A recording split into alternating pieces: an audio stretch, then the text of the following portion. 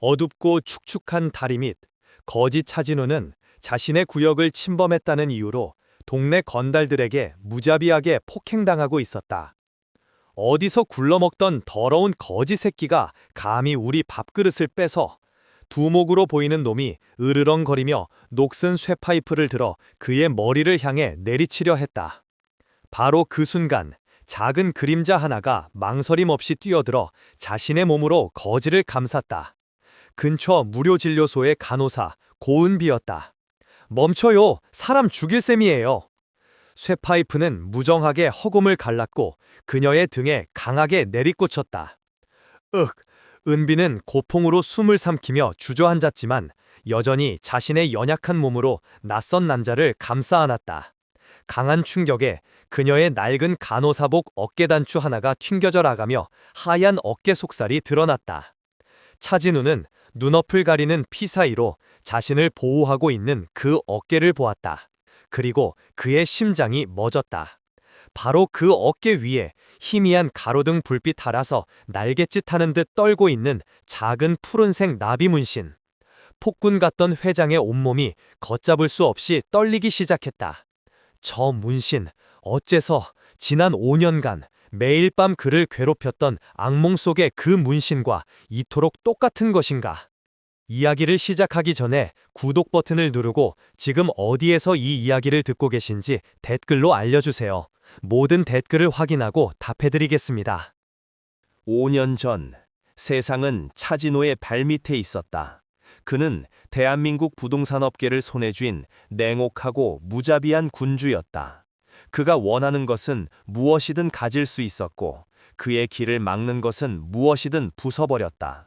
그런 그에게 유일한 약점 혹은 유일하게 인간적인 감정을 느끼게 하는 존재는 아내 고은비였다.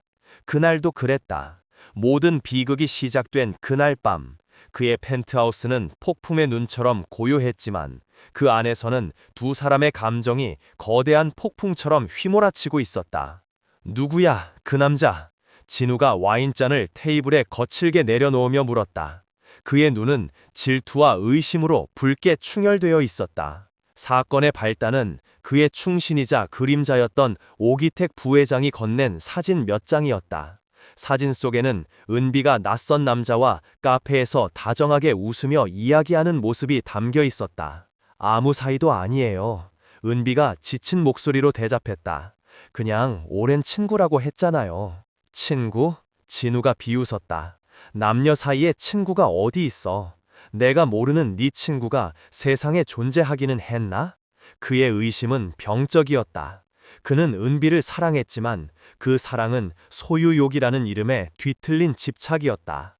그는 그녀를 자신의 화려한 성 안에 가두고 오직 자신만 바라보기를 원했다.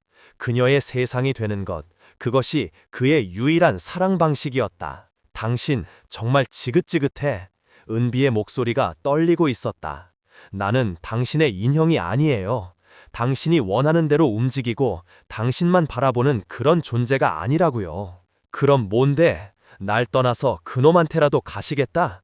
진우의 입에서 이성이 마비된 잔인한 말들이 쏟아져 나왔다. 그래, 다 가버려. 대신 내 눈앞에서 영원히 사라져버려. 다시는 돌아올 생각도 하지 마. 그는 자신의 말이 얼마나 날카로운 비수가 되어 그녀의 심장에 박히는지 알지 못했다.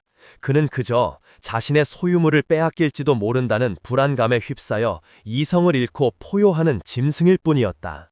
그는 코트를 집어들고 그녀를 그 차가운 펜트하우스에 혼자 남겨둔 채 문을 박차고 나가버렸다. 그것이 그가 기억하는 아내의 마지막 모습이었다. 몇 시간 후 그는 경찰로부터 한 통의 전화를 받았다. 은비가 몰던 차가 빗길에 미끄러져 강으로 추락했다는 청천벽력 같은 소식이었다. 차는 인양되었지만 그녀의 시신은 끝내 발견되지 않았다. 그 순간 차진우의 세상은 무너져 내렸다. 그는 자신이 자신의 잔인한 말이 아내를 죽음으로 몰아넣었다고 믿었다. 영원히 사라져버려. 그가 내뱉었던 저주 같은 말이 끔찍한 현실이 되어 돌아온 것이었다. 그날 이후 그는 살아도 사는 게 아니었다. 그는 대한민국에서 가장 화려한 지옥, 죄책감이라는 이름의 감옥에 갇혔다. 매일 밤 그는 똑같은 악몽을 꾸었다. 빗속을 헤매는 아내의 뒷모습, 그리고 그녀의 어깨 위에서 푸른 날개를 슬프게 파닥이던 작은 나비 문신. 시간이 흘러도 그의 고통은 조금도 무뎌지지 않았다. 오히려 골마 터져 그의 영혼을 좀먹어 들어갔다. 그는 깨달았다. 이대로는 살 수 없다고. 그는 속죄해야만 했다. 그가 아내에게 주었던 고통을 그 역시 똑같이 느껴야만 했다. 그는 모든 것을 버리기로 결심했다. PK건설의 회장 차진호는 세상에서 사라졌다. 그리고 그의 자리를 이름 없는 거지, 더럽고 초라한 남자가 대신했다. 그는 스스로 가장 낮은 곳으로 내려왔다. 굶주림과 추위, 사람들의 경멸 속에서 그는 아내가 느꼈을 절망과 고통을 온몸으로 느끼려 했다. 그리고 동시에 기적을 바랐다. 혹시라도 그녀가 어딘가에 살아있을지도 모른다는 신라 같은 희망을 붙잡고 그는 도시를 헤매고 다녔다. 그것은 속죄의 여정이자 잃어버린 아내를 찾아 헤매는 끝나지 않는 방황이었다. 그의 도덕성은 회색 지대에 머물러 있었다. 그는 아내를 죽게 만들었다는 죄책감에 시달리면서도 한편으로는 자신을 이렇게 만든 세상과 아내를 빼앗아간 운명을 증오했다. 그의 내면에는 선과 악이, 연민과 잔인함이 위태롭게 공존하고 있었다. 그는 언제든 다시 예전의 냉혹한 군주로 돌아갈 준비가 되어 있는 상처 입은 맹수였다. 그리고 5년이라는 시간이 흐른 오늘 밤, 그는 다리 밑에서 자신의 과거와 악몽의 실체와 기적처럼 마주하게 된 것이었다. 그의 눈앞에서 자신을 감싸 안고 쓰러진 여자, 그녀의 어깨 위에서 희미한 불빛 아래 아프게 떨고 있는 푸른 나비 문신. 그는 자신도 모르게 떨리는 손을 뻗어 그 문신을 향해 손을 뻗었다. 그의 심장이 5년 만에 처음으로 다시 뛰기 시작했다. 사이렌 소리가 어둠을 갈랐다. 고은비는 의식을 잃어가는 차진우를 부축하며 겨우 구급차를 불러세웠다. 그녀 자신의 등에서는 쇠파이프에 맞은 상처가 불덩이처럼 타오르는 듯한 고통을 일으켰지만 그녀는 아랑곳하지 않았다. 그녀의 눈에는 오직 피를 흘리며 쓰러져 있는 이 낯선 남자의 생명뿐이었다. 그들이 도착한 곳은 은비가 일하는 도시의 가난한 동네 한 구석에 자리한 작은 무료 진료소였다. 낡고 허름했지만 그곳은 아픈 사람들이 마지막으로 기댈 수 있는 작지만 따뜻한 등대 같은 곳이었다. 진료소의 원장 서준영 박사는 한밤중에 응급 환자 소식에 잠옷바람으로 뛰쳐나왔다. 그는 피투성이가 된 진우와 그를 부축하느라 역시 엉망이 된 은비의 모습을 보고 미간을 찌푸렸다. 고 선생, 이게 대체 무슨 일이야? 그의 목소리에는 걱정과 함께 은은한 질책이 섞여 있었다. 또 길거리에서 사람을 주워오기라도 한 건가? 서준영은 따뜻하고 헌신적인 의사였지만 고은비의 경계심 없는 친절에 대해서는 늘 불안해했다. 그에게 세상은 위험한 곳이었고 은비는 너무도 쉽게 사람을 믿는 상처받기 쉬운 영혼이었다. 일단 환자부터 치료해야 해요, 원장님. 은비는 그의 말을 끊고 진우를 응급 침대 위로 옮겼다. 그녀의 손길은 망설임 없이 능숙하고 침착했다. 진우는 고통과 충격 속에서 희미하게 의식을 되찾았다. 그의 눈앞으로 하얀 가운을 입은 한 여자의 모습이 안개처럼 흐릿하게 보였다. 그는 그녀의 얼굴을 알아보려 애썼지만 5년이라는 세월과 수염으로 뒤덮인 자신의 초라한 행색, 그리고 그녀의 얼굴에 남은 미세한 수술 자국은 두 사람 사이에 넘을 수 없는 벽을 만들어 놓고 있었다. 그는 그녀를 알아보지 못했다. 그녀 역시 눈앞에 이 더럽고 냄새나는 거지가 한때 대한민국을 호령했던 냉혹한 부동산 제국의 군주이자 자신의 인생을 송두리째 바꿔놓은 남자 차진우라는 사실을 꿈에도 상상하지 못했다. 그녀에게 그는 그저 도움이 필요한 불쌍한 환자일 뿐이었다. 진우는 그녀의 얼굴을 알아보지 못했지만 그의 모든 감각은 그녀의 다른 부분들에 병적으로 집착하기 시작했다. 그녀의 손, 상처를 소독하고 붕대를 감아주는 부드럽고 따뜻한 그 손길. 그는 그 손을 기억하는 것 같았다. 매일 밤 자신의 차가운 등을 어루만져 주던 바로 그 손길이었다. 그러나 그 손등에는 예전에는 없었던 길고 옅은 흉터 자국이 남아 있었다. 마치 깨진 유리 조각에 베인 듯한 아픈 기억을 담고 있는 흉터. 그리고 그녀의 목소리. 괜찮아요. 이제 곧 괜찮아질 거예요. 하고 속삭이는 낮고 부드러운 그 음성. 그 목소리는 매일 밤 악몽 속에서 그를 부르던 바로 그 목소리였다. 마지막으로 그녀가 몸을 숙여 그의 이마에 맺힌 땀을 닦아줄 때 그녀의 옷깃 사이로 다시 한번 그 푸른 나비 문신이 그의 시야로 스며들어 왔다. 그는 자신도 모르게 손을 뻗어 그 문신을 만져보려 했다. 가만히 계세요. 아직 움직이면 안 돼요. 은비가 그의 손을 부드럽게 제지했다. 그의 손을 잡는 그녀의 손길에 진우의 온몸에 전율이 흘렀다. 낯설지만 미치도록 익숙한 이 느낌. 그는 혼란스러웠다. 이 여자는 누구인가? 왜 이토록 죽은 아내를 떠올리게 하는가? 이것은 그저 죄책감이 만들어낸 환상인가? 아니면 치료가 끝나고 진우는 진료소의 작은 입원실 침대에 눕혀졌다. 준영은 은비의 등 상처를 치료해주며 못마땅한 목소리로 말했다. 고 선생, 저 사람 대체 누구야? 신원도 확실하지 않은 사람을 이렇게 무턱대고 데려오면 어떡해? 사람이 죽어가고 있었잖아요. 은비가 담담하게 대답했다. 의사로서, 간호사로서 당연히 해야 할 일을 한 것뿐이에요. 그놈들한테 맞은 건 당신이야. 당신 몸부터 챙겨야지.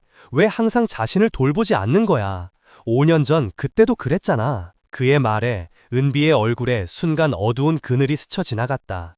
5년 전 그녀는 모든 것을 잃었다. 끔찍한 교통사고로 남편도, 자신의 얼굴도, 그리고 과거의 모든 기억까지도. 그녀가 눈을 떴을 때 그녀의 곁을 지키고 있었던 것은 의사 서준영이었다. 그는 그녀에게 새로운 얼굴과 새로운 삶을 선물했다. 그는 그녀의 생명의 은인이자 유일한 가족이었고 보호자였다. 준영은 그런 은비를 처음 본 순간부터 깊이 사랑해왔다. 그러나 그는 자신의 마음을 고백하지 못했다. 기억을 잃은 그녀에게 자신의 사랑은 또 다른 짐이 될 것이라고 생각했기 때문이었다. 그는 그저 그녀의 곁에서 묵묵히 그녀를 지켜주는 것만으로도 만족했다. 그런 그의 눈에 갑자기 나타난 이 정체불명의 거지. 차진우는 자신의 평화로운 세상에 균열을 내려는 불길한 침입자처럼 보였다. 특히 은비가 그에게 보이는 과도한 친절과 그를 바라보는 은비의 눈빛 속에 아주 희미하게 서려 있는 낯선 그리움 같은 감정은 준영을 더욱 불안하게 만들었다. 다음 날 아침, 진우는 잠에서 깨어났다. 밤새 앓았던 열은 내렸고 고통도 많이 가라앉아 있었다. 그는 침대에서 일어나 창밖을 내다보았다. 창밖으로는 진료소의 작은 뜰이 보였다. 그리고 그곳에서 은비가 아침 햇살을 받으며 작은 화단에 물을 주고 있었다. 그녀의 뒷모습, 햇살에 반짝이는 그녀의 머리카락, 물을 주는 그녀의 손짓, 그 모든 것이 그의 멈춰버렸던 심장을 다시 아프게 두드렸다. 그는 홀린 듯 병실을 나와 그녀에게로 다가갔다. 몸은 좀 괜찮으세요? 은비가 그를 발견하고 부드럽게 미소 지으며 물었다. 그녀의 미소를 보는 순간 진우는 다시 한번 심장이 멎는 듯한 충격을 느꼈다. 비록 얼굴은 달라졌지만 웃을 때 살짝 휘어지는 저 눈매, 그리고 입가에 생기는 작은 보조개, 그것은 분명 그의 아내 고은비의 미소였다. 당신, 그가 저도 모르게 떨리는 목소리로 입을 열었다. 혹시 우리... 그러나 그는 말을 끝맺지 못했다. 그의 어깨를 누군가 강하게 잡아챘기 때문이었다. 서준영이었다. 환자분, 아직 안정을 취하셔야 합니다. 준영의 목소리는 친절했지만 그의 눈은 진우를 향한 강한 경계심과 적대감으로 빛나고 있었다. 고 선생, 환자는 제가 돌볼 테니 가서 아침 식사 준비나 해요. 그는 의도적으로 두 사람 사이를 갈라놓았다. 그리고는 진우를 그의 병실로 거의 끌고 가다시피 했다. 병실 안, 문이 닫히자 준영의 얼굴에서 친절한 의사의 가면이 벗겨졌다. 당신, 정체가 뭐야? 그가 차갑게 물었다. 무슨 목적으로 고 선생에게 접견하는 거지? 진우는 대답하지 않았다. 그는 그저 창밖의 은비를 애처로운 눈으로 바라볼 뿐이었다. 그의 머릿속은 이제 하나의 거대한 의문으로 가득 차 있었다. 이 여자는 정말 내 아내인가? 그렇다면 왜 나를 기억하지 못하는가? 그리고 저 남자, 서준영은 대체 이 모든 비밀 속에서 어떤 역할을 하고 있는 것인가? 그는 이곳에 좀 더 머물러야만 했다. 그녀의 진짜 정체를, 그리고 5년 전 그날의 진실을 밝혀내기 위해서. 차진우는 떠나지 않았다. 아니, 떠날 수 없었다. 고은비라는 이름의 그 여자는 그의 잊혀진 과거와 끔찍한 죄책감을 끊임없이 자극하는 풀리지 않는 수수께끼였다. 그는 그녀의 곁에 머물며 그녀가 정말 자신의 아내인지 아니면 그저 죽은 아내를 닮은 잔인한 환상일 뿐인지 반드시 확인해야만 했다. 그는 서준영과 고은비에게 자신이 갈 곳 없는 떠돌이 신세임을 고백했다. 그리고 그는 치료비와 신세를 갚기 위해 진료소에서 허드렛 일이라도 하게 해달라고 간청했다. 서준영은 당연히 반대했다. 그의 눈에 진우는 여전히 은비의 선의를 이용하려는 정체불명의 위험인물일 뿐이었다. 그러나 은비는 그의 제안을 받아주었다. 그녀는 준영을 설득했다. 원장님, 저 사람 나쁜 사람 아니에요. 눈을 보면 알 수 있어요. 그냥 갈 곳을 잃고 상처받은 사람일 뿐이라고요. 우리가 도와줘야 해요. 그녀의 단호한 태도에 준영은 마지못해 허락할 수밖에 없었다. 그렇게 대한민국 부동산 제국의 황제였던 차진호는 김씨 아저씨라는 새로운 이름으로 낡은 무료진료소의 자벽부가 되었다. 그의 새로운 삶은 낯설고 고됐다. 그는 새벽같이 일어나 진료소의 마당을 쓸고 화초에 물을 주고 환자들이 남기고 간 더러운 시트를 세탁했다. 그의 투박한 손은 물에 불어텄고 그의 등은 낯선 노동의 무게로 뻐근했다. 그러나 그는 불평하지 않았다. 이 모든 고통은 그가 그녀의 곁에 머물기 위해 치러야 할 아주 작은 대가에 불과했다. 그리고 그는 일을 하는 틈틈이 그녀를 시험하기 시작했다. 그것은 아주 교묘하고 때로는 비겁하기까지 한 잔인한 시험이었다. 그는 자신의 과거의 편린들을 마치 우연인 것처럼 그녀의 눈앞에 하나씩 던져놓고 그녀의 반응을 살폈다. 그녀의 잃어버린 기억을 자극하여 아주 작은 균열이라도 만들어내고 싶었다. 첫 번째 시험은 지갑이었다. 그는 일부러 은비가 지나가는 복도에서 자신의 낡은 지갑을 떨어뜨렸다. 지갑 안에는 현금 몇 푼과 함께 그와 은비가 함께 찍었던 빛바랜 웨딩 사진의 아주 작은 조각을 넣어두었다. 그녀의 얼굴 부분만 잘라낸 누구인지 알아볼 수 없을 정도의 작은 조각이었다. 은비는 지갑을 주어 그에게 돌려주었다. 아저씨, 지갑 떨어뜨리셨어요. 그녀는 지갑 안을 들여다보지도 않은 채 그저 친절하게 웃어 보일 뿐이었다. 그녀의 기억은 조금도 흔들리지 않았다. 두 번째 시험은 음악이었다. 은비는 생전에 특정 가수의 아주 슬픈 발라드 곡을 유난히 좋아했다.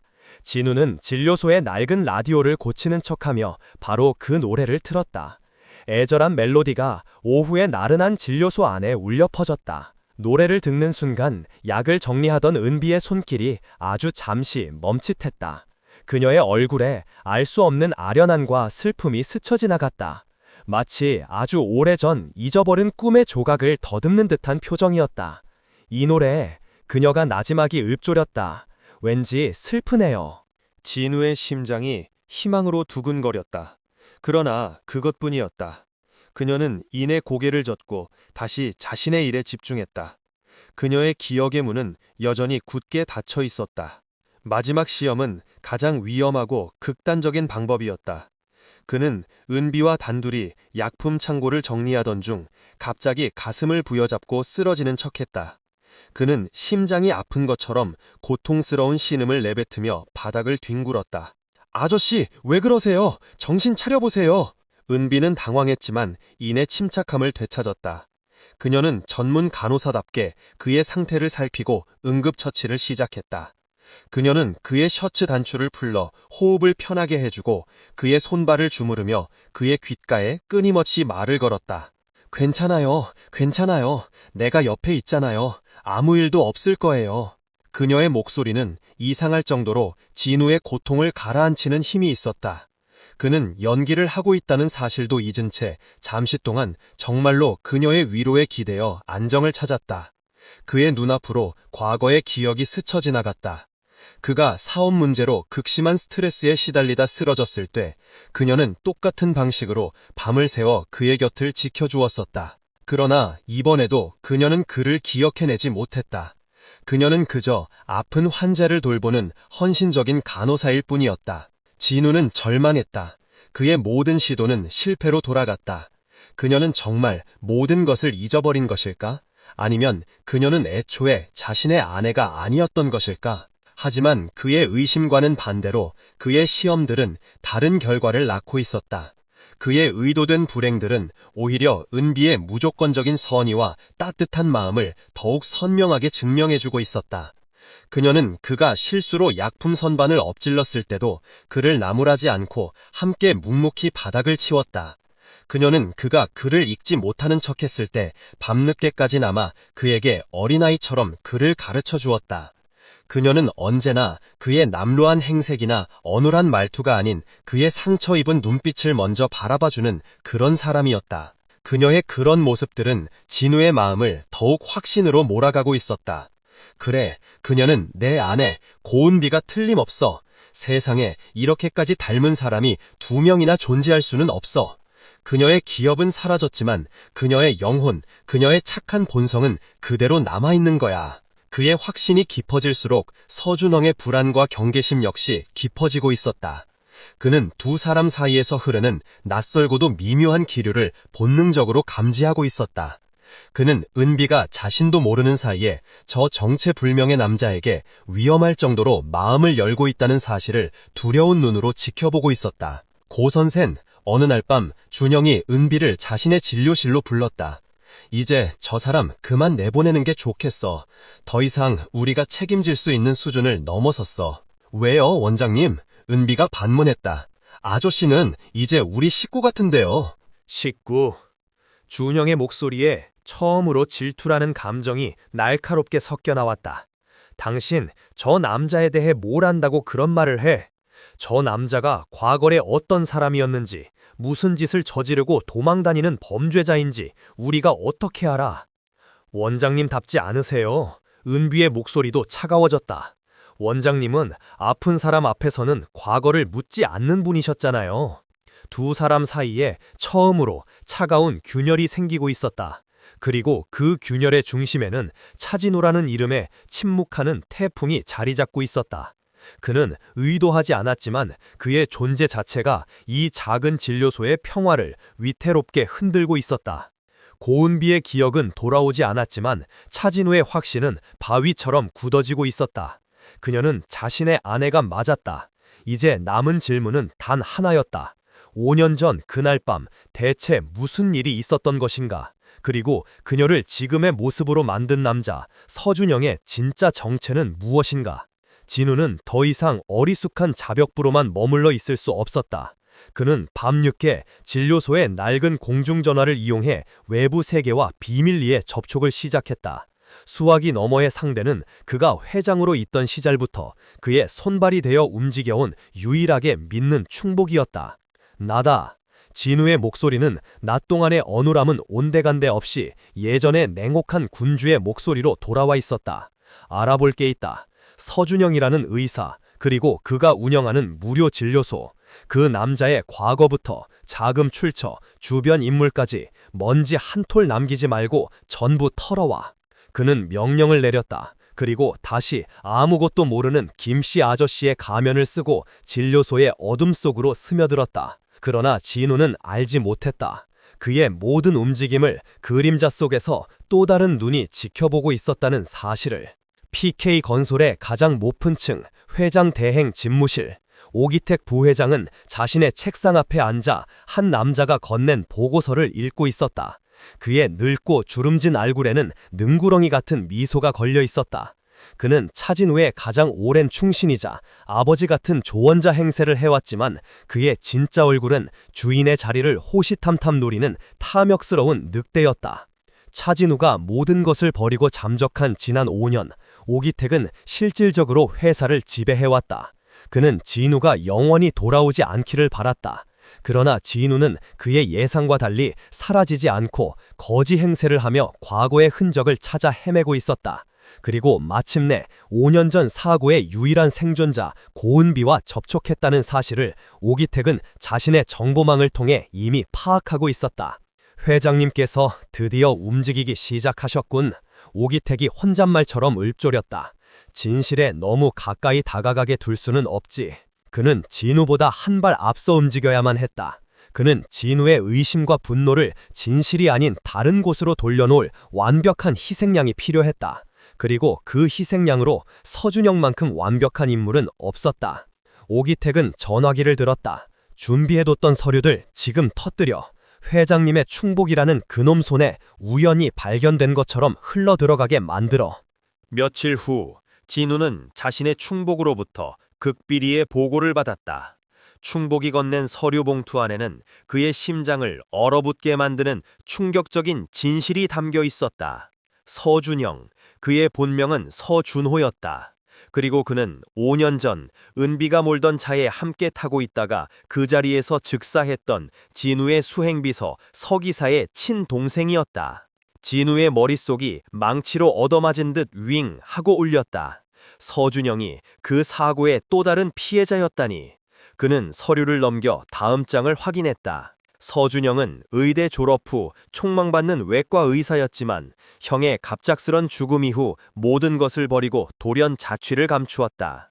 그리고 몇 년 후 그는 이름을 바꾸고 아무런 연고도 없는 지금의 동네에 무료 진료소를 열었다.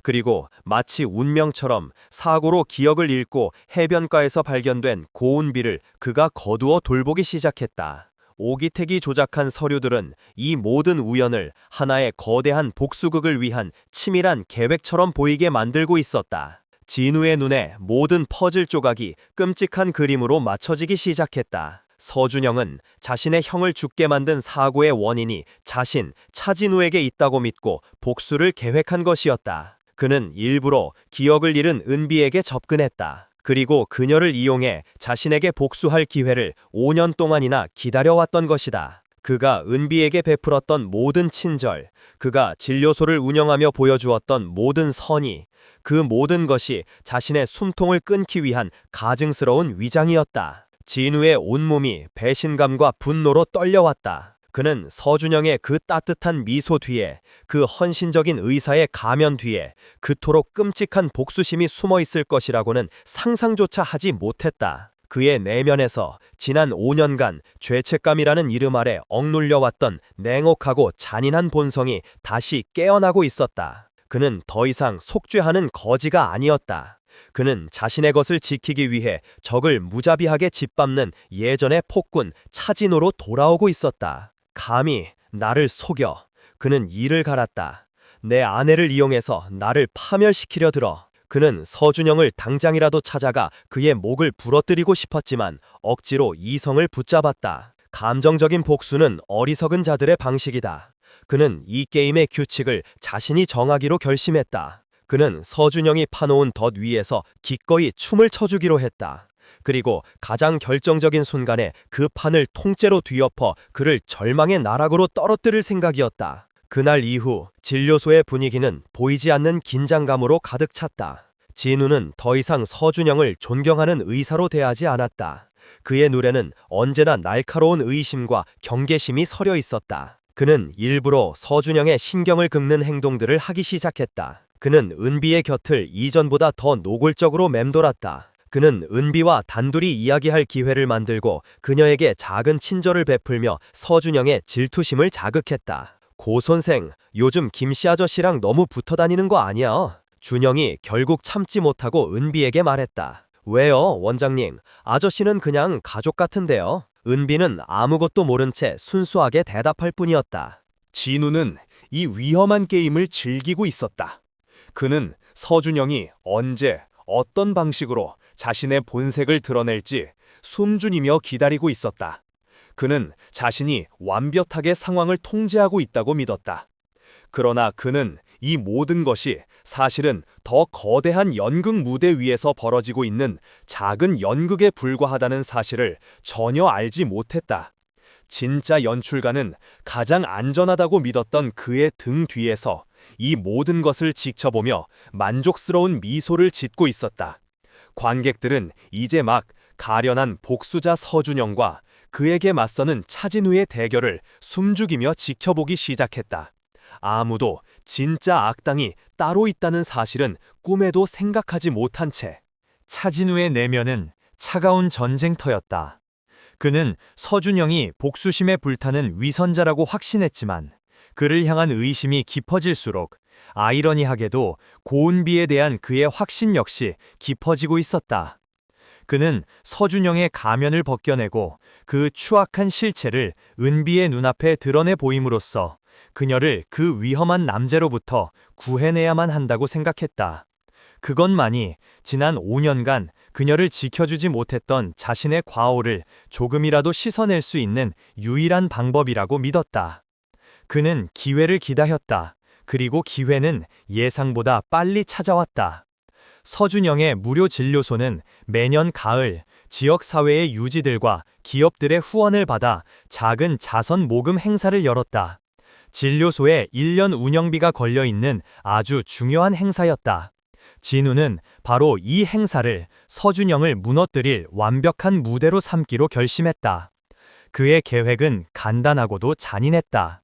그는 서준영이 가장 중요하게 생각하는 바로 그 자리에서 가장 큰 소란을 피워 그의 명예와 신뢰를 한꺼번에 무너뜨릴 생각이었다. 사람들에게 존경받는 의사 서준영이 사실은 자신의 진료소에 정체불명의 위험 인물을 들여놓고 비호하고 있다는 인식을 심어주려는 것이었다. 그렇게 되면 후원은 끊길 것이고 서준영의 위선적인 제국은 모래성처럼 허무하게 무너져 내릴 터였다. 행사가 열리던 날 밤 진료소의 작은 마당은 평소와 달리 화려한 조명과 사람들로 북적였다. 말쑥하게 차려입은 지역 유지들과 기자들, 그리고 후원자들이 와인잔을 부딪히며 담소를 나누고 있었다. 마당 한쪽에서는 작은 음악회가 열리고 있었고 사람들의 얼굴에는 선행을 베푸는 자들의 만족스러운 미소가 걸려 있었다. 서준영은 그 중심에서 가장 빛나고 있었다. 그는 단정한 정장 차림으로 사람들과 일일이 악수를 나누며 진료소의 비전을 설명하고 감사를 표했다. 그의 얼굴에는 가난하고 아픈 이웃을 위해 헌신하는 성자의 온화함이 깃들어 있었다. 고인비는 하얀 원피스 차림으로 그의 곁에서 조용히 미소 지으며 손님들을 맞이하고 있었다. 그녀의 모습은 마치 밤하늘에 뜬 달처럼 청초하고 아름다웠다. 차진우는 그 모든 광경을 어두운 구석에서 더러운 거지 김씨 아저씨의 모습으로 지켜보고 있었다. 그의 남루한 행색은 이 화려한 파티와 어울리지 않는 유일한 이물질이었다. 그는 심호흡을 한번 하고 자신의 연극을 시작하기 위해 무대 중앙으로 향했다. 그는 뷔페 테이블로 다가가 마치 며칠을 굶은 사람처럼 허겁지겁 음식을 자신의 접시에 담기 시작했다. 그의 개걸스러운 모습에 주변 사람들의 미간이 찌푸려졌다. 그들의 경멸 어린 시선이 그의 등 뒤에 비수처럼 꽂혔지만 그는 아랑곳하지 않았다. 그리고 그는 계획대로 실수를 저질렀다. 그는 음식이 가득 담긴 접시를 들고 행사의 가장 중요한 후원자이자 지역사회에서 가장 영향력 있는 기업 회장의 옆을 지나가며 일부러 발을 헛디뎌 접시의 모든 음식을 그 회장의 값비싼 양복 위에 쏟아버렸다. 아, 이게 무슨 짓이야? 회장의 입에서 비명이 터져나왔다. 순간 파티장의 모든 음악과 웃음소리가 멎었다. 모든 사람들의 시선이 난장판이 된 테이블과 새하얀 양복을 음식물로 더럽힌 거지. 그리고 분노로 얼굴이 붉게 달아오른 회장에게로 쏠렸다. 이런 미친, 눈을 어디다 달고 다니는 거야, 이 거지 새끼가. 회장이 고함을 질렀다. 당장 경비 불러, 이놈 끌어내. 상황은 진우가 계획한 대로 완벽하게 흘러가고 있었다. 이제 서준영이 나설 차례였다. 그는 서준영이 이 상황을 수습하기 위해 자신을 내치고 후원자에게 굽실거리며 사과할 것이라고 거의 확신했다. 그리고 그 모습은 그의 위선을 증명하는 가장 완벽한 증거가 될 터였다. 모두의 시선이 단상으로 달려나온 서준영에게로 향했다. 그런데 서준영의 행동은 진우의 예상을 완전히 빗나갔다. 그는 후원자인 회장에게 먼저 달려가 사과하는 대신 바닥에 주저앉아 어쩔 줄 몰라 하는 거지 김씨 아저씨에게로 먼저 다가갔다. 그는 사람들 앞에서 아무런 망설임 없이 무릎을 굽혀 진우와 눈을 맞추었다. 괜찮으세요, 아저씨? 그의 목소리에는 책망이 아닌 진심 어린 걱정이 담겨 있었다. 어디 다치신 데는 없으세요? 그는 자신의 주머니에서 손수건을 꺼내 진우의 옷에 묻은 음식물을 직접 닦아주기 시작했다. 그 행동은 계산된 행동이 아니었다. 그것은 의사가 아픈 환자를 대하는 너무도 자연스럽고 본능적인 행동이었다. 진우는 순간 할 말을 잃었다. 그의 심장이 예상치 못한 방향에서 날아온 돌멩이에 맞은 것처럼 혼란스럽게 쿵 하고 내려앉았다. 서 원장, 지금 뭐 하는 거야? 후원자 회장이 기가 막힌다는 듯 소리쳤다. 저 거지놈을 감싸고 돌다니 제정신이야? 그제야 서준영은 자리에서 일어나 회장을 향해 정중하게 고개를 숙였다. 죄송합니다, 회장님. 오늘 모든 소란은 저분을 제대로 돌보지 못한 전적으로 저의 책임입니다. 그의 목소리는 낮고 단호했다. 회장님의 옷은 제가 반드시 책임지고 원상 복구해드리겠습니다. 하지만 그는 잠시 말을 멈추고 파티장에 모인 모든 사람들을 둘러보며 말을 이었다. 그의 목소리에는 그 어떤 타협도 없는 단단한 신념이 실려 있었다. 하지만 이분은 거지가 아닙니다. 이분은 몸이 조금 아프고 마음이 조금 다쳤을 뿐인 우리의 이웃이자 제가 돌봐야 할 소중한 환자입니다. 제가 이 진료소를 세운 이유는 바로 이런 분들을 세상의 편견과 멸시로부터 지켜주기 위해서입니다. 만약 회장님께서 저의 이런 뜻을 이해하지 못하신다면 저는 회장님의 후원을 정중히 거절하겠습니다. 그의 선언에 파티장은 물을 끼얹은 듯 조용해졌다. 아무도 그가 진료소에 명운이 걸린 후원자 앞에서 이토록 당당하게 자신의 소신을 밝힐 것이라고는 예상하지 못했다. 고은비는 그런 서준영의 모습을 존경과 감동이 뒤섞인 눈으로 바라보고 있었다. 진우는 완벽하게 패배했다. 그의 잔인한 덫은 서준영의 명예를 실추시키기는커녕 오히려 그의 진정한 인품을 모든 사람들 앞에서 증명해 보이는 가장 빛나는 무대가 되어 보였다. 그는 혼란스러웠다. 저 모습이 정말 연기란 말인가? 자신의 모든 것을 내던질 수 있을 정도의 저토록 완벽한 연기가 과연 가능한 것인가? 아니라면 내가 틀렸던 것인가? 서준영은 복수자가 아니라 정말 성자란 말인가? 의심의 안개가 그의 눈앞을 가리고 있었다. 그는 진실이 무엇인지 거짓이 무엇인지 아무것도 판단할 수 없었다.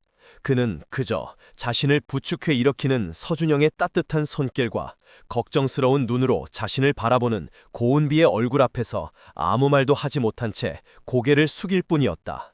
자선 행사의 밤은 차진우의 세계를 송두리째 뒤흔들어 놓았다. 그가 굳게 믿었던 진실에 거대한 균열이 생기기 시작한 것이었다. 서준영의 행동은 복수자의 행동이라고 보기에는 너무도 진실했고 너무도 이타적이었다. 진우는 혼란스러웠다. 그는 자신이 놓친 무언가가 있다고, 이 거대한 퍼즐에 아직 자신이 모르는 결정적인 조각이 숨겨져 있다는 것을 직감했다. 그는 밤늦게 다시 한번 자신의 충복에게 연락했다. 다시 알아봐. 그의 목소리에는 이전의 분노 대신 절박함이 서려 있었다. 서준영, 그 남자에 대한 모든 것, 특히 5년 전 사고 이후의 행적을 원점에서부터 다시 파헤쳐. 그는 동시에 또 다른 지시를 내렸다. 그리고 오기택 부회장, 그 영감의 주변도 샅샅이 뒤져봐. 지난 5년간 그가 누구를 만나고 무슨 짓을 하고 다녔는지 전부 다. 그의 본능이, 야수적인 직감이 그에게 경고하고 있었다. 자신이 너무 오랫동안 너무 가까이에 있는 뱀을 보지 못하고 있을지도 모른다고. 며칠 후 진실의 조각들이 그의 눈앞으로 배달되기 시작했다. 그리고 그 조각들이 맞춰진 그림은 그가 상상했던 것보다 훨씬 더 끔찍하고 충격적이었다. 진실은 오기택 부회장이 그에게 건넸던 거짓된 진실과 교묘하게 뒤섞여 있었다. 서준영은 죽은 서기사의 동생이 맞았다. 그러나 그는 복수자가 아니었다. 오히려 그는 또 다른 의미의 속죄자였다. 그는 형의 죽음 이후 형이 모시던 회장 차진우의 주변을 조사하기 시작했다. 그리고 그는 형이 남긴 비밀 일기장을 통해 끔찍한 진실과 마주하게 되었다. 그의 형은 오기택 부회장의 비자금 장부를 우연히 발견했던 것이었다. 오기택은 지난 수십 년간 회사의 자금을 빼돌려 거대한 비밀 왕국을 건설하고 있었다.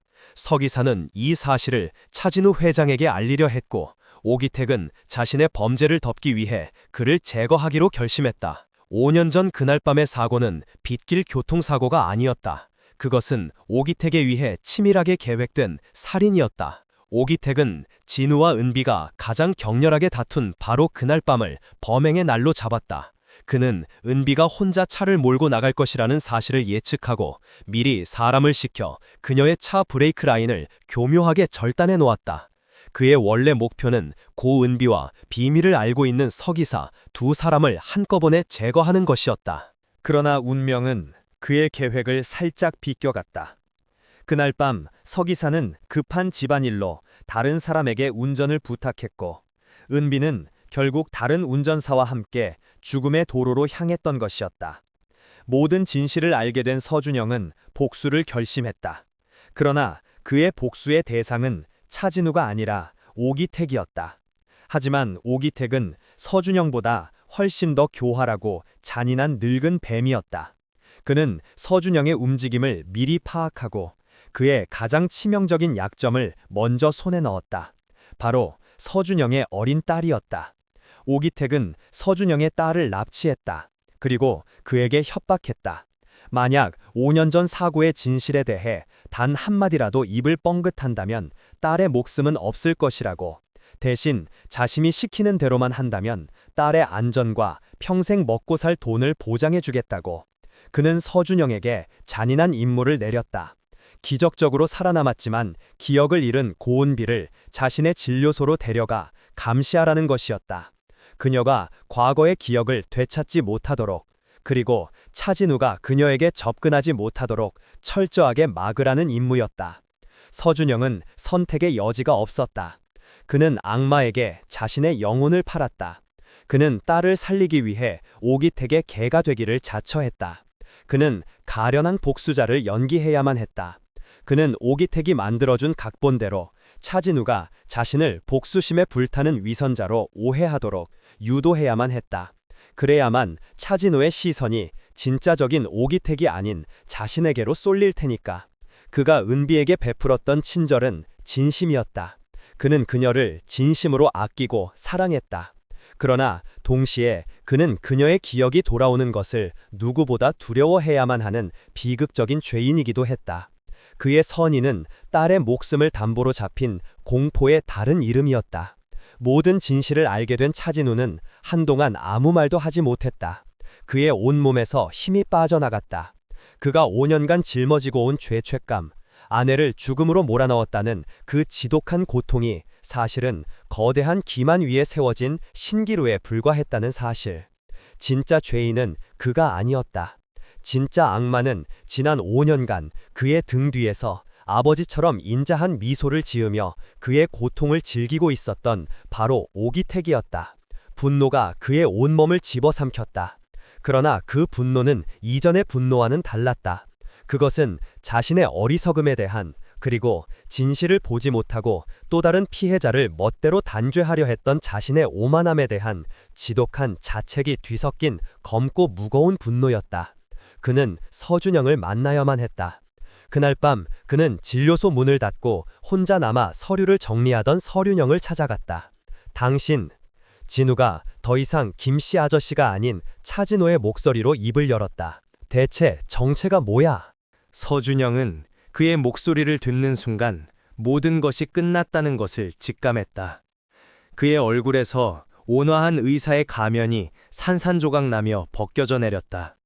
그의 얼굴에는 지독한 피로와 체념과 그리고 깊은 슬픔만이 남아 있었다. 어디서부터 알고 오셨습니까? 그의 목소리는 모든 것을 포기한 사람처럼 공허했다. 전부 다, 진우가 차갑게 말했다. 서준영은 헛웃음을 터뜨렸다. 그는 의자에 주저앉아 자신의 얼굴을 두 손으로 감쌌다. 그의 어깨가 가늘게 떨리고 있었다.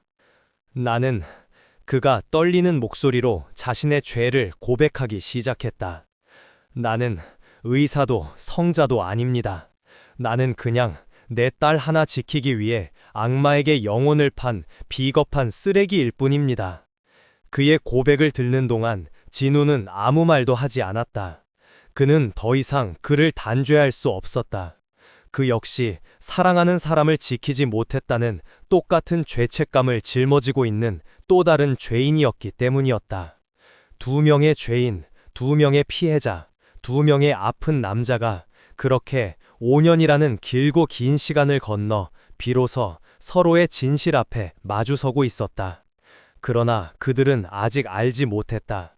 진짜 악마가 그들의 숨통을 끊기 위해 바로 문 밖에서 마지막 덫을 준비하고 있다는 사실을. 차진우와 서준영, 두 남자의 위태로운 대치는 그들이 예상하지 못한 가장 끔찍한 방식으로 막을 내리고 있었다. 그들이 서로의 진실을 확인하고 진짜적인 오기택을 향해 칼을 겨누려던 바로 그 순간, 늙은 뱀은 먼저 움직였다. 그는 더 이상 이 위험한 연극을 계속할 생각이 없었다. 그는 무대 위의 모든 배우들을 무대 자체와 함께 전부 불태워버리기로 결심했다. 늦은 밤, 진료소 밖 어둠 속에서 검은 그림자 몇 개가 소리 없이 움직였다. 그들은 진료소 건물 주변에 인화성 액체를 조용히 뿌기기 시작했다. 그들의 움직임은 마치 죽음의 의식을 치르는 사제들처럼 침착하고 냉정했다. 그들의 손에 들린 라이터에서 작은 불꽃이 피어오르고 그 불꽃이 바닥에 떨어지는 순간 지옥의 문이 열렸다. 화염은 굶주린 짐승처럼 낡은 목조 건물을 순식간에 집어삼켰다. 펑 하는 폭발음과 함께 창문 유리가 산산조각 나며 밤하늘로 검은 연기와 불꽃을 토해냈다. 잠들어 있던 동네 전체가 아비규환의 비명소리와 타닥거리며 건물이 타들어가는 소리, 그리고 멀리서 울려오는 소방차의 사이렌 소리로 아수라장이 되었다. 진료실 안 진우와 준영은 갑작스러운 폭발과 함께 모든 것이 흔들리는 것을 느꼈다. 그들이 정신을 차렸을 때 이미 문 밖은 거대한 화염의 벽으로 막혀 있었다. 매캐한 유독가스가 순식간에 방 안으로 밀려들어와 그들의 폐를 파고들었다. 은비씨, 준영이 먼저 비명을 지르며 방 밖으로 뛰쳐나가려 했다. 은비가 잠들어 있는 안쪽 숙직실, 그는 그녀를 구해야만 했다. 진우 역시 같은 생각이었다. 그는 준영과 함께 뜨거운 열기를 뚫고 필사적으로 복도를 달렸다. 복도는 이미 지옥의 입구처럼 불길이 혀를 날름거리고 있었고 천장에서는 불붙은 파편들이 비처럼 쏟아져 내리고 있었다. 숙직실 문은 다행히 아직 불길이 닿지 않은 상태였다. 준영이 문을 박차고 들어갔을 때 은비는 짙은 연기 속에서 기침을 하며 어쩔 줄 몰라 하고 있었다. 그녀는 아직 무슨 일이 벌어지고 있는지 제대로 파악하지 못한 듯했다. 은비씨, 정신 차려요. 준영이 그녀의 팔을 붙잡았다. 바로 그 순간 쾅 하는 굉음과 함께 숙직실 천장에 낡은 석가래 하나가 불덩어리가 되어 바로 은비의 머리 위로 떨어져 내리기 시작했다. 안 돼! 준영이 비명을 질렀지만 그의 몸은 너무 멀리 있었다.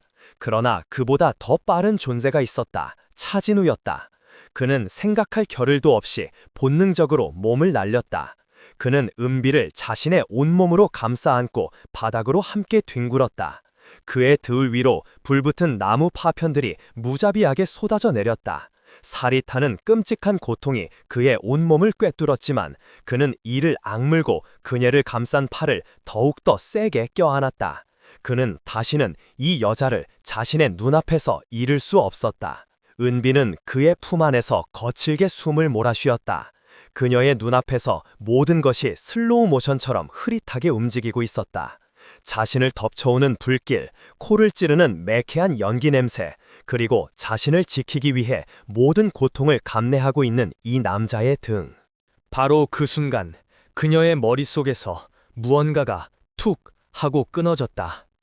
닫혀있던 기억의 수문이 거대한 홍수처럼 터져나왔다. 그녀의 눈앞에 5년 전 그날 밤의 풍경이 지옥도처럼 생생하게 펼쳐지기 시작했다. 진우마의 끔찍한 다툼, 그의 잔인한 말에 상처 입고 울며 뛰쳐나왔던 펜트하우스, 빗속을 정처 없이 운전하던 자동차, 그리고 갑자기 말을 듣지 않던 브레이크. 공포에 질려 핸들을 꺾던 자신의 손. 강으로 추락하던 순간에 그 끔찍한 무중력 상태. 차가운 강물이 폐부 깊숙이 밀려들어오던 질식의 고통.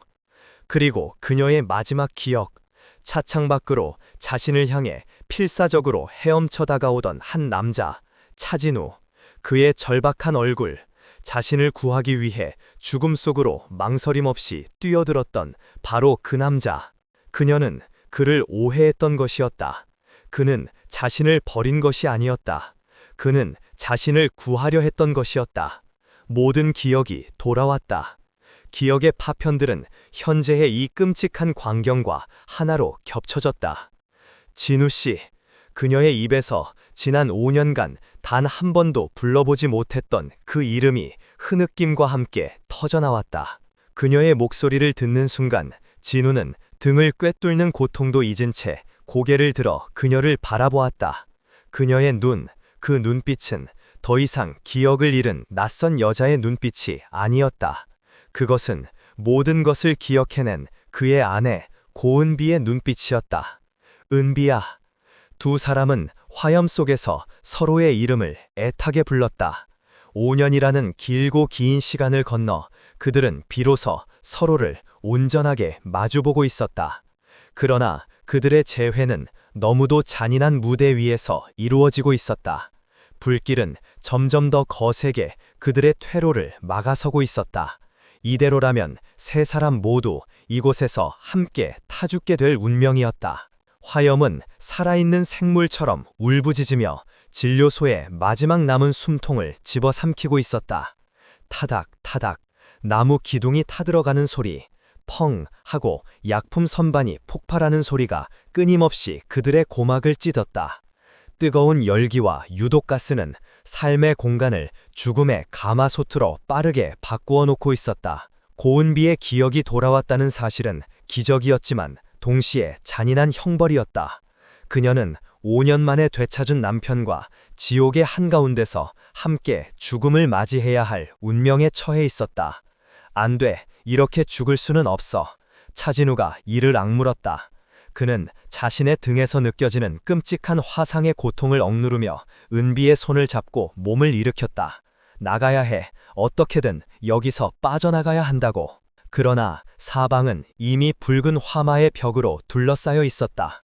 그들이 들어왔던 문은 무너져 내린 건물 잔해에 막혀버렸고 유일한 탈출구인 창문 밖은 거대한 불길이 혀를 날름거리며 그들을 조롱하고 있었다. 바로 그때 그들만큼이나 혹은 그들보다 더 깊은 절망의 늪에 빠져있던 남자 서준영이 넉나간 사람처럼 중얼거리기 시작했다. 내 딸, 유나. 그의 목소리는 연기 때문에 갈라져 거의 들리지 않을 정도였다. 유나가 저 안에. 그의 떨리는 손가락이 불길에 휩싸인 복도 끝 작은 방 하나를 가리키고 있었다. 그곳은 그가 진료소 내에 아무도 모르게 만들어 놓은 비밀의 공간이었다. 바로 오기택에게 납치된 이후 그가 몰래 빼돌려 이곳에 숨겨두었던 그의 어린 딸 유나가 갇혀있는 방이었다. 그는 딸을 세상에서 가장 안전하다고 믿었던 자신의 공간에 숨겨두었던 것이었다. 그러나 그 믿음은 가장 끔찍한 배신으로 돌아왔다. 그는 자신의 손으로 딸을 불타는 관 속에 가둬버린 셈이었다. 유나라고 진우가 되물었다. 그의 머릿속에서 모든 퍼즐의 마지막 조각이 맞춰지고 있었다. 그래, 내 딸. 준영의 눈에서 피눈물 같은 뜨거운 눈물이 흘러내렸다. 그는 더 이상 잃을 것이 없는 사람의 얼굴을 하고 있었다. 그의 얼굴에는 죄책감과 절망과 그리고 모든 것을 포기한 자의 처절한 결의만이 남아 있었다. 그는 진우와 은비를 번갈아 바라보았다. 그리고 그는 자신의 모든 죄를 고백하기 시작했다. 그의 고백은 화마의 울부짖음 속에서 마치 마지막 유언처럼 처절하게 울려 퍼졌다. 미안합니다. 그가 진우를 향해 고개를 숙였다. 나는 당신의 형을 죽인 원수가 아닙니다. 나는 오기택, 그 악마의 개였습니다. 그는 모든 것을 털어놓았다. 5년 전 사고의 진실, 오기택의 협박, 그리고 딸의 목숨을 담보로 은비를 감시하고 그녀의 기억이 돌아오는 것을 막아야만 했던 자신의 비겁했던 지난날들을 나는 은비 씨를 진심으로 사랑했습니다. 그의 목소리가 은비를 향했다. 그래서 더 괴로웠습니다.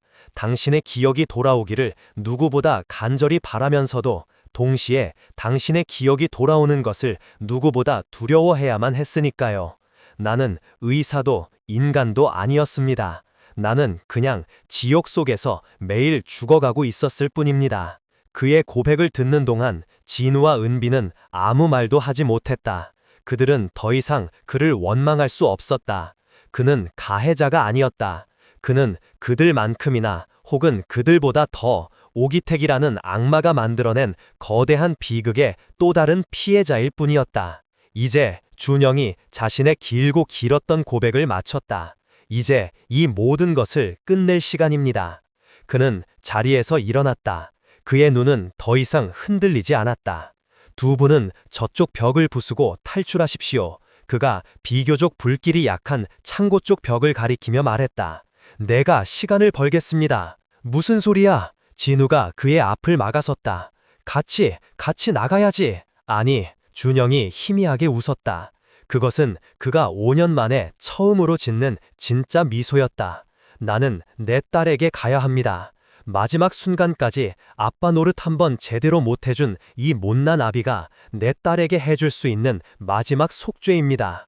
그의 말은 유서와도 같았다. 그는 더 이상 망설이지 않았다. 그는 진우를 밀치고 가장 가까이에 있던 튼튼한 의자를 집어들었다. 그리고 그는 자신의 딸이 갇혀있는 저 불타는 지옥을 향해 돌진하기 시작했다.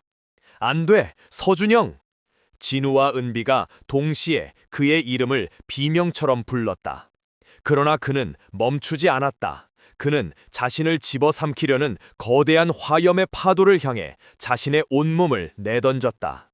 그의 모습은 불 속으로 뛰어드는 한 마리의 불나방처럼 비극적이고도 숭고했다.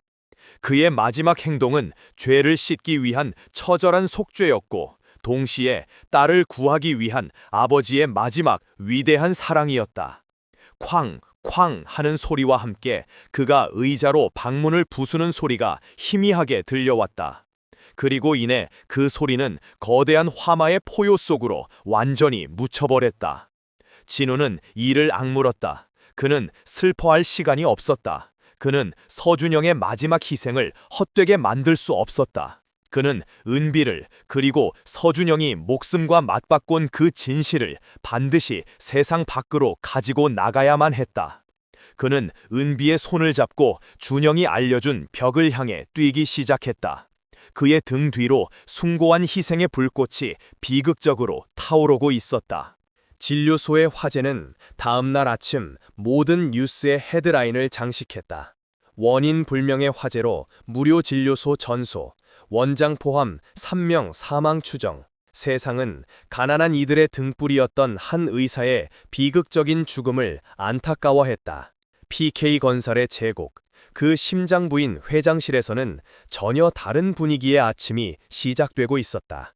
오기택 부회장은 자신의 오랜 수건이 드디어 이루어졌다고 확신했다. 그는 자신의 손에 묻은 피를 완벽하게 닦아냈다고 믿었다. 차진우, 고은비, 서준영, 5년 전 진실을 알고 있는 모든 증인들은 이제 한 줌의 재가 되어 사라졌다. 그가 지난 수십 년간 저질러온 모든 범죄의 증거들 역시 화염 속으로 영원히 묻혀버렸다. 그는 긴급 이사회를 소집했다. 실종 상태인 차진우 회장의 유고를 공식적으로 인정하고 새로운 회장을 추대하기 위한 명목이었다. 물론 그 새로운 회장은 바로 자기 자신이었다. 그는 이 제국의 새로운 왕이 될 모든 준비를 마친 상태였다. 이사회가 열리는 회의실, PK건설의 모든 핵심 임원들이 무거운 표정으로 자리를 채우고 있었다. 그들의 충성심은 이미 죽은 왕이 아닌 새로운 왕이 될 오기택을 향해 있었다. 오기택은 회의 테이블 상석에 앉아 비장한 표정으로 미리 준비해온 연설문을 읽어내려가기 시작했다. 존경하는 이사 여러분, 우리는 오늘 비통한 마음으로 이 자리에 모였습니다. 그의 목소리에는 악어의 눈물처럼 가증스러운 슬픔이 묻어 있었다. 지난 5년간 우리 그룹을 이끌어왔던 고 차진호 회장님의 바로 그때였다. 육중한 회의실 문이 아무런 예고도 없이 끼익 하는 소름 끼치는 소리를 내며 천천히 열렸다.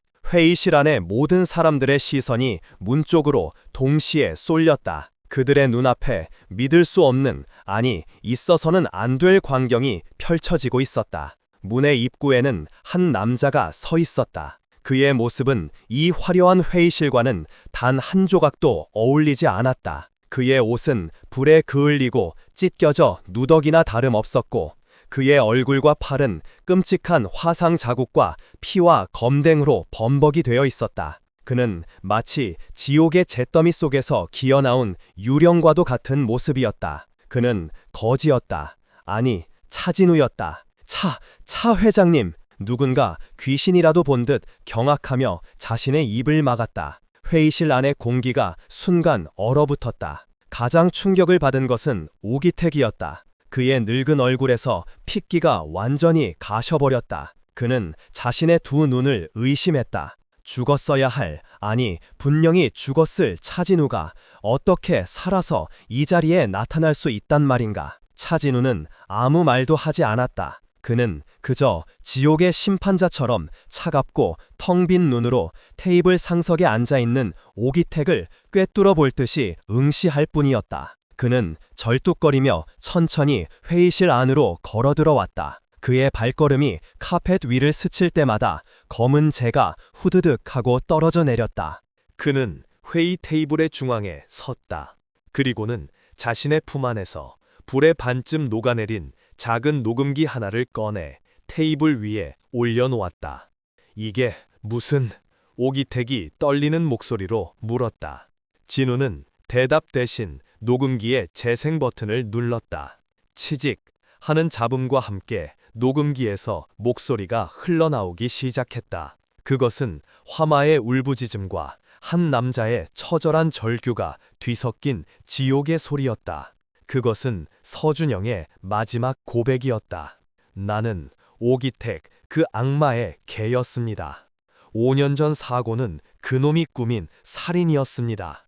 서준영이 죽기 직전 자신의 모든 죄를, 그리고 오기택의 모든 범죄를 토해냈던 그 생생한 육성이 회의실 안에 섬뜩하게 울려 퍼졌다. 진우는 그 지옥 속에서 은비를 구하는 동시에 서준영의 마지막 목소리를 자신의 목숨을 걸고 녹음했던 것이었다. 녹음이 계속되는 동안 회의실 안에는 숨소리 하나 들리지 않았다. 임원들의 얼굴은 경악과 공포와 불신으로 하얗게 질려갔다. 그들이 지난 5년간 충성을 바쳐왔던 남자의 진짜 얼굴이 그토록 추악한 악마였다는 사실을 그들은 믿을 수 없었다. 오기택의 온몸이 사시나무 떨듯 떨리기 시작했다. 그는 자리에서 일어나 도망치려 했다.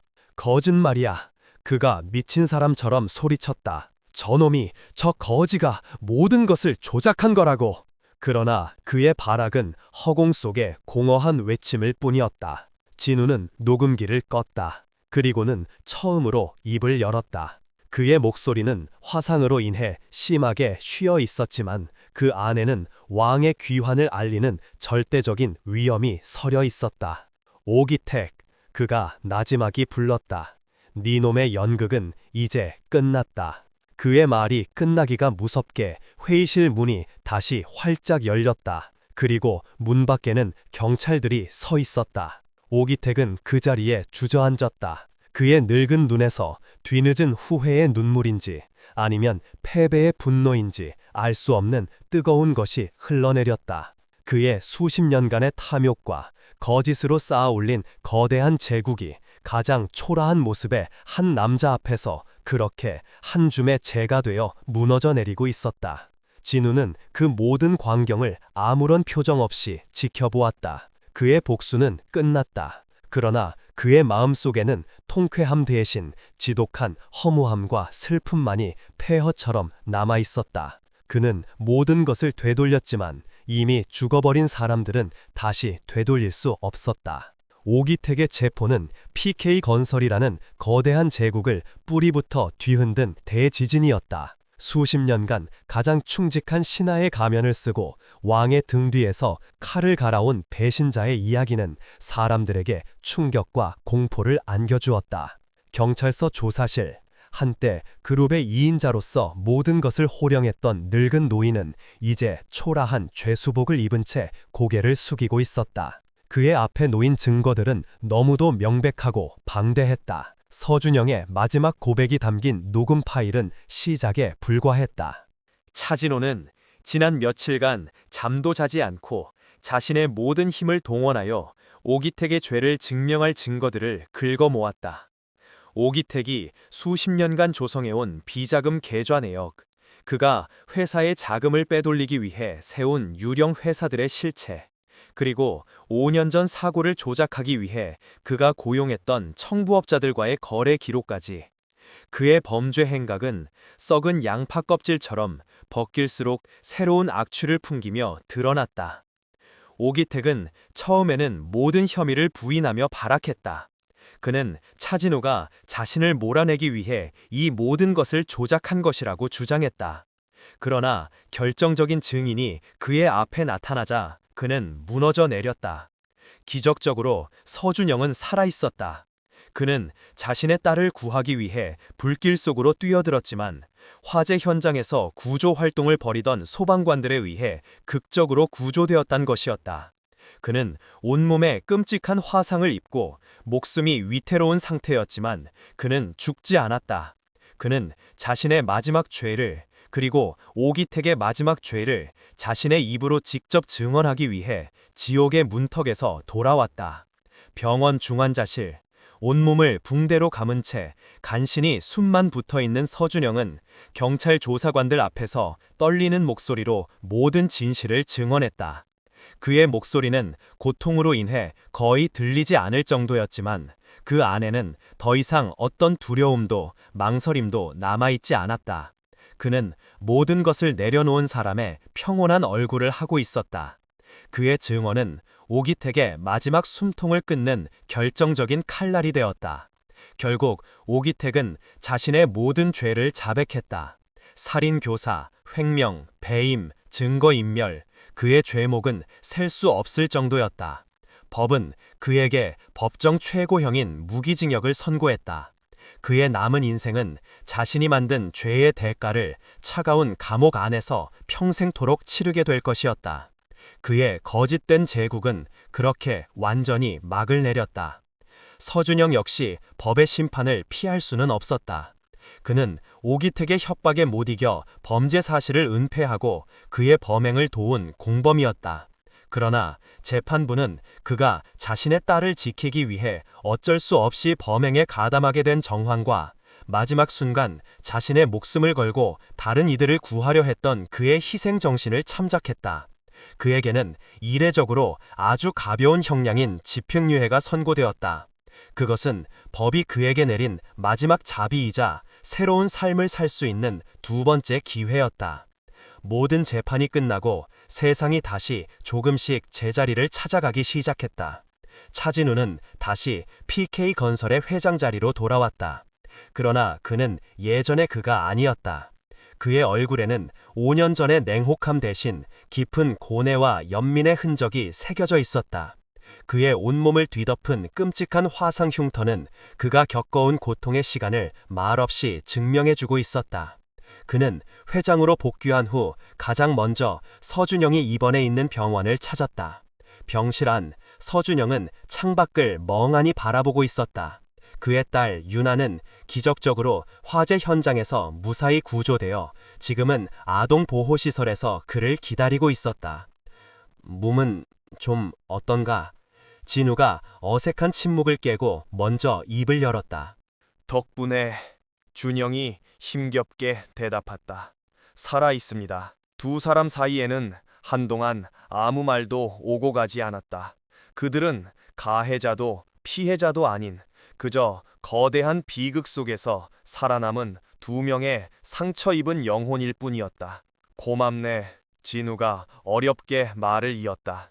자네가 아니었다면 내 아내는, 그리고 진실은 영원히 불길 속에 묻혔을 거야.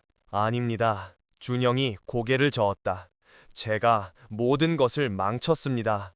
제가 조금만 더 용기를 냈더라면. 아니, 진우가 그의 말을 막았다. 나라면 나라도 자네와 똑같은 선택을 했을 걸세. 아니, 어쩌면 자네보다 더 비겁했을지도 모르지.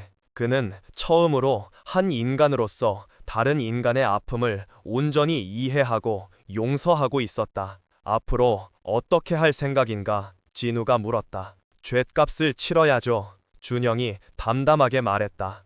그리고 내 딸 유나에게 가야죠. 가서 평생 속죄하며 살 생각입니다. 그의 눈에는 더 이상 절망이 서려 있지 않았다. 그의 눈에는 자신의 남은 삶을 온전히 살아내겠다는 조용하지만 단단한 결의가 담겨 있었다. 진우는 더 이상 아무 말도 하지 않았다.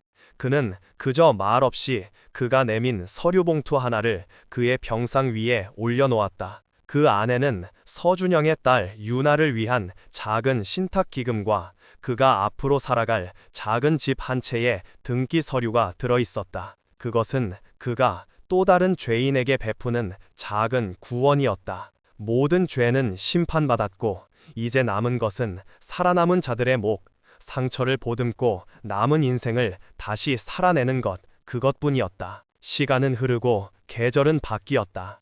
세상을 떠들썩하게 했던 비극적인 사건의 상처는 사람들의 기억 속에서 조금씩 아물어가고 있었다. 고은비는 진료소가 있던 동네를 떠나지 않았다. 그녀는 화재로 폐허가 된 진료소터 위에 지역 주민들과 자원봉사자들의 도움을 받아 더 작지만 더 따뜻한 새로운 보금자리를 다시 짓기 시작했다. 그녀는 서준영이 남기고 간 선한 의지를 자신의 남은 삶을 바쳐 이어나가기로 결심한 것이었다. 그녀의 기억은 완전히 돌아왔지만 그녀는 과거로 돌아가지 않았다. PK건설의 안주인이라는 그 화려했던 시절로 돌아갈 생각이 없었다. 그녀는 지난 5년간 간호사 고은비로서 살아왔던 소박하지만 진실했던 삶 속에서 자신의 진짜 행복을 발견했던 것이었다. 차진우는 그녀를 멀리서 묵묵히 지켜볼 뿐이었다. 그는 그녀의 삶에 감히 끼어들 자격이 자신에게는 없다고 생각했다. 그는 매일 밤 그녀의 집 창문에 불이 꺼지는 것을 확인하고 나서야 무거운 발걸음을 돌리곤 했다. 그는 변했다. 그는 더 이상 자신의 제국을 무자비하게 확장하는 일에 몰두하지 않았다. 대신 그는 자신의 이름을 드러내지 않고 아내의 이름 고은비 재단이라는 이름으로 전국의 소외된 지역에 무료 진료소와 보육원을 짓기 시작했다. 그것은 아내를 향한 그의 길고 긴 속죄의 편지였다. 그러던 어느 늦은 가을밤 두 사람은 약속이라도 한 듯 다시 그곳에서 마주쳤다. 모든 것이 시작되었던 그 어둡고 축축한 다리 밑. 그곳은 더 이상 노숙자들의 거처가 아니었다. 진우는 그곳을 작은 공원으로 바꾸어 놓았다. 어두운 구석에는 따뜻한 가로등이 세워졌고 차가운 시멘트 바닥 위에는 작은 꽃들이 피어 있었다. 그는 자신들의 아픈 기억이 서려 있는 그 장소를 상처가 아닌 작은 위로의 공간으로 만들고 싶었던 것이었다. 은비는 벤치에 앉아 밤하늘을 바라보고 있었다. 그녀의 어깨 위에는 여전히 그 푸른 나비 문신이 희미하게 남아 있었다. 진우는 더 이상 더러운 거지 행색이 아니었다. 그는 완벽하게 잘 다려진 정장을 입고 말쑥한 회장의 모습으로 그녀의 앞에 섰다. 두 사람 사이에는 무거운 침묵이 흘렀다. 먼저 침묵을 깬 것은 진우였다. 그는 그녀의 앞에 아주 천천히 자신의 두 무릎을 꿇었다. 대한민국을 호령하는 거대한 제국의 황제가 한 여자 앞에서 자신의 모든 자존심과 권위를 내려놓고 무릎을 꿇었다. 은비는 놀라 그를 일으켜 세우려 했다. 진우 씨, 이러지 마세요. 그러나 그는 움직이지 않았다. 그는 고개를 숙인 채 지난 5년간, 아니 평생을 자신의 목구멍에 가시처럼 걸려 있었던 그 한마디를 어렵게 꺼냈다. 미안해. 그의 목소리는 죄책감과 후회로 심하게 떨리고 있었다. 내가 회장이라서가 아니라. 그는 고개를 들어 눈물이 가득 고인 눈으로 그녀를 바라보았다. 당신을 믿어주지 못했던 못난 남편이라서 정말 미안해, 은비야. 그의 눈에서 뜨거운 눈물이 뺨을 타고 흘러내렸다. 내가 감히 용서받을 자격이 없다는 거 알아. 하지만 그는 떨리는 손으로 그녀의 손등, 그 옅은 흉터 자국 위를 조심스럽게 어루만졌다. 나에게 기회를 한 번만 더 주면 안 될까? 내 남은 평생을 다 바쳐서 당신 손등의 이 흉터, 그리고 당신 마음에 새겨진 그것보다 더 깊은 상처를 아물게 해줄 그런 기회를. 그의 고백은 그 어떤 화려한 약속보다 더 절실하고 진실했다. 은비는 바로 대답하지 않았다. 그녀의 눈에서도 눈물이 흘러내리고 있었다. 그녀는 용서한다, 혹은 용서하지 못한다는 그 어떤 말도 하지 않았다. 그녀는 그저 조용히 자신의 손을 내밀었다. 그리고 무릎 꿇고 있는 그의 손을 잡고 그를 일으켜 세워주었다. 두 사람 사이에는 구원을 받았습니다. 한때 거지의 손이었던 그의 손은 자신이 상처 입혔던 바로 그 사람의 손에 의해 구원을 받았습니다. 과거를 찾아 헤매던 길고 아팠던 여정은 뒤늦은 하나의 사과로 막을 내렸습니다. 그들은 어쩌면 평생 서로에게 새겨진 상처를 완전히 지울 수는 없을지도 모릅니다. 하지만 오늘부터 그들은 함께 그 상처를 치유해 나가는 법을 배워나갈 것입니다. 두 사람은 아무 말 없이 서로의 손을 잡은 채 나란히 서 있었다. 그들의 등 뒤로 도시의 불빛이 밤하늘의 별처럼 아프게 그러나 따뜻하게 빛나고 있었다.